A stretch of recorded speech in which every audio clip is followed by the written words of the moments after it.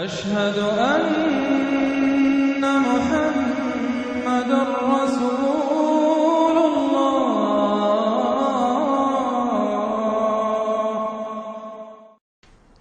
بسم اللہ الرحمن الرحیم. تبت یدا ابی لہب وتب، بالکل ابتدائی زمانے کی صورت ہے. ٹوٹ گئے ہاتھ ابو لہب کے اور وہ برباد ہو گیا خود. واقعہ یہ ہے کہ جب حضور کو پر وہ آیت نازل ہوئی جو ہم نے پڑھی ہے سورہ ہجر میں، فاصدع بما تؤمر، پہلے 3 سال تک آپ نے دعوت جو دی ہے وہ لو کی، جسے ہم کہیں گے. کبھی بھی آپ کی دعوت انڈر گراؤنڈ نہیں تھی، اس کو تو سمجھ لیجئے. یہ تو لفظ استعمال کرنا ہی غلط ہے. لو کی، اور لو کی میں کیا تھا؟ پرسنل تعلق، پی کالز، لوگوں سے جن سے بھی تعلقات تھے، انفرادی گفتگو میں آپ اپنی دعوت پیش کر رہے تھے. پھر حکم آ گیا فاصدع بما تؤمر، اب ڈنکے کی چوٹ کہیے. تو آپ کھڑے ہوئے کوہ صفا پر، آپ نے نعرہ لگایا وا صباحا. یہ وہاں کا دستور تھا. تفصیل سے میں یہ بیان کر چکا ہوں، سارا واقعہ بیان نہیں کر سکتا. تو اس وقت لوگ لپک کر آئے اور ابو لہب بھی آیا، آپ کا چچا.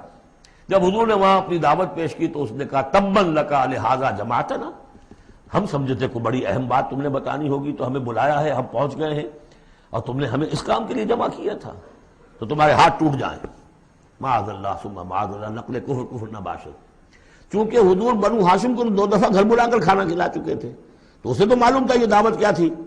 لیکن یہ جو طریقہ آپ نے اختیار کیا تھا وہ تھا جیسا کہ وہاں پر عام الارم کے طور پر ہوتا تھا کہ کوئی فوج کی خبر آئے، کوئی فوج حملہ آور ہونے والی ہے، تو جس شخص کے پاس بھی وہ خبر پہنچ جاتی تھی وہ کپڑے اتار کے مادر ذات برہنہ ہو کر کسی اونچے مقام پر کھڑا ہو کر نعرہ مارتا تھا وا صباحا، ہائے وہ صبح جو آنے والی ہے، غارت گری والی صبح. تب لوگ سب دوڑتے تھے، جہاں تک آواز پہنچ گئی، جہاں تک نگاہ دیکھ رہی ہے کہ ننگا کھڑا ہوا ہے ایک آدمی اونچائی کے اوپر، دوڑتے تھے لوگ کہ کیا خبر ہے اس کے پاس.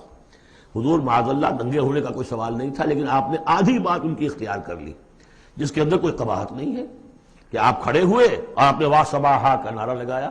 وہ صبح قیامت کی خبر دے رہے ہیں، وہ خبر دیتے تھے جو صبح ہوتی تھی غارت گری کی، دشمن آ کر حملہ کرے گا. لیکن وہ بھی تو صبح قیامت ہے. بات کوئی تو ہنسی کی نکلے، خندہ صبح قیامت ہی صحیح، صبح قیامت بھی تو ہے نا آخر. تو اس نے کہا آپ تمہارے ہاتھ ٹوٹ جائیں، تم نے اس کام کے لیے بلایا تھا. تو فرمایا تبت یدا ابی لہب وتب، اے نبی جیسے آپ کے دشمن جنہوں نے آپ کو کہا کہ اس کی تو دم ہی کٹ گئی، وہ ہوں گے جن کی دمیں کٹ جائیں گی، جن کا نام لیوا کوئی نہیں رہے گا. اسی طریقے سے جس نے کہا ہے کہ آپ کے ہاتھ ٹوٹ جائیں، ہاتھ اس کے ٹوٹ گئے. یہ تو چند سال کے بعد کی بات ہے، لیکن حقیقت میں عالم غیب میں تو اس کے ہاتھ کٹ چکے ہیں. وہ تب اور وہ برباد ہو چکا ہے. ما اغنی عنہ مالہ وما کسب، کچھ کام نہیں آئے گی اس کا، نہ اس کا یہ مال اور نہ وہ کمائی جو اس نے کی ہے ساری عمر اور جمع کیا ہے. سیصلی نارا ذات لہب، وہ جھونکا جائے گا آگ میں جو بھڑکتی ہوئی آگ ہے. اور لہب کا لفظ جو ہے اس کے اپنے نام میں بھی شامل تھا، یہ صنعت لفظی کہلائے گی ابو لہب، کیونکہ وہ بہت ہی سرخ و سفید رنگت کا، بہت جیسے کہ انگارے جیسا اس کا رنگ تھا، اور آنکھیں بھی بڑی بڑی تھی، نہایت حسین و جمیل انسان تھا. اور اس کی بیوی بھی جمیل تھی، بہت ہی خوبصورت عورت تھی. اور یہ دونوں جو ہے یہ سمجھیے کہ بڑی ایلیٹ کلاس تھی اس معاشرے کی. اس کے پاس منصب تھا، یہ خزانہ، وزیر خزانہ تھا حرم کا. چنانچہ اس کے بارے میں مشہور تھا کہ اس میں سے اس نے سونے کے بنے ہوئے ہرن چرا لیے ہیں. اخلاقی طور پر اس کا جو ہے وہ بدنامی اس درجے کی تھی، لیکن یہ کہ حرم کا خزانہ جو تھا وہ اس کی تحویل میں تھا، تو بڑا اونچا منصب دار تھا. تو اس کے لیے یہ کہا کہ جیسے یہ دہکتا ہوا انگارہ ہے، اس کو رنگ ہم نے دیا ہے، ایسی ہی دہکتی ہوئی آگ میں ہم اس کو جھونکیں گے. وامرأتہ، اور اس کی بیوی کو بھی.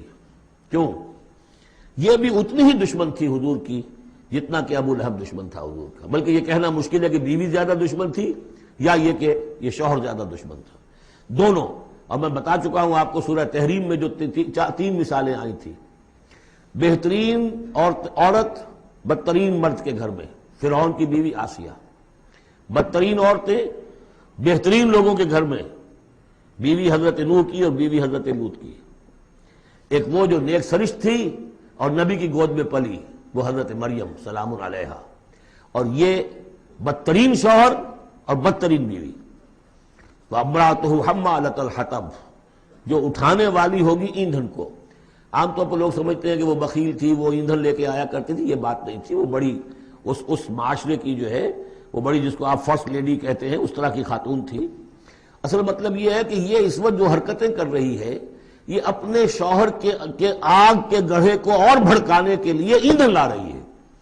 فی جیدہا حبل من مسد، اس کے گلے میں جو یہ ہار پڑا ہوا ہے موتیوں کا، حقیقت میں یہ اس رسی کے مانند ہے جس رسی کے اوپر یہ اب جائے گی آخرت کے اندر، تو وہ لا کر ایندھن اس پر، اور جہاں شوہر جل رہا ہوگا وہاں پہ اس کو ڈالے گی اور دہکائے گی اس آگ کو۔ یہ ہے مراد اس سے کہ در حقیقت وہ اٹھائے گی وہاں حطب لکڑیاں، اور فی جیدہا حبل من مسد، اس کے گلے کے اندر یہ جو ہار ہے یہی اس کی رسی بن جائے گا۔